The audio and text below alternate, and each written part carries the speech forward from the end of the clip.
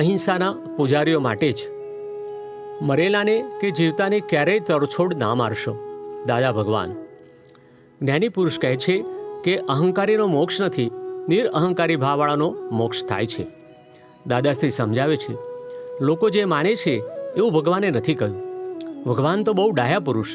ભગવાને એવું કહ્યું કે આ દુનિયામાં કોઈ એવો છે નહીં કે જે કોઈને મારી શકે, કારણ કે આ બધું કુદરતી સાયોગિક પુરાવા છે. સી રીતે મારી શકે? બધા કેટલાય સંજોગો ભેગા થાય ત્યારે એ મરી જાય. ભગવાન કહે છે આ વાત બિલકુલ ગુપ્ત રાખવા જેવી છે. આ વાત ડાહ્યા માણસો માટે કે જે અહિંસાના પૂજારીઓ છે એને માટે કહીએ છીએ. હિંસાના પૂજારીઓ છે એને માટે આ નથી કહેતા, નહીં તો એ ભાવના કરશે કે મારે આ લોકોને મારી નાખવા છે, એટલે આ ભાવમાં તો નહીં પણ આવતા ભાવમાં એ ફળ આપશે. એટલે આ વાત અહિંસાના પૂજારીઓ માટે જ કહી છે. ભગવાને કહ્યું છે કે મારવાનો અહંકાર ના કરીશ અને બચાવવાનો અહંકારે ના કરીશ. તું મારીશ તો તારો આત્મભાવ મરશે, બહાર કોઈ મરવાનું નથી. એટલે એ પોતાની હિંસા થાય છે, બીજું કશું નથી.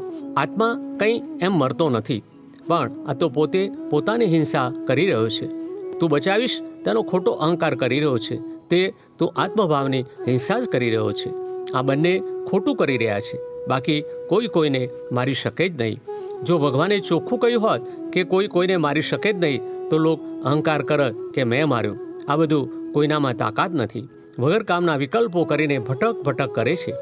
જ્ઞાનીઓએ જોયું કે જગત કેવી રીતે ચાલે છે, એટલે આ ખોટા વિકલ્પો પેસી ગયા છે, ત્યાં નિર્વિકલ્પ કેવી રીતે થાય?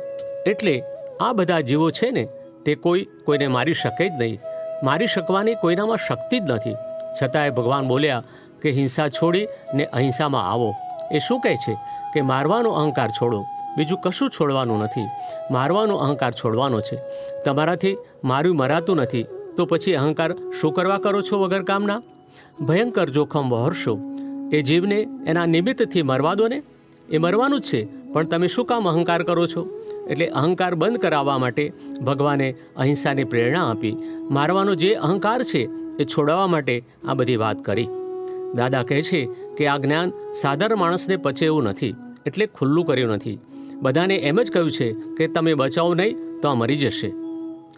प्रगट अनुभव ज्ञान सूत्र. जीवन का पुरुषार्थ मतलब जीवन में ऐसी प्रयत्न दशा का पुरुषार्थ जिससे किसी को भी किसी भी प्रकार का दुख न हो. विचार से, मन से, वाणी के व्यवहार से या वर्तन से दुख न हो, इतनी भावना हो. 9/170 ज्ञानी पुरुष कनु दादाश्री.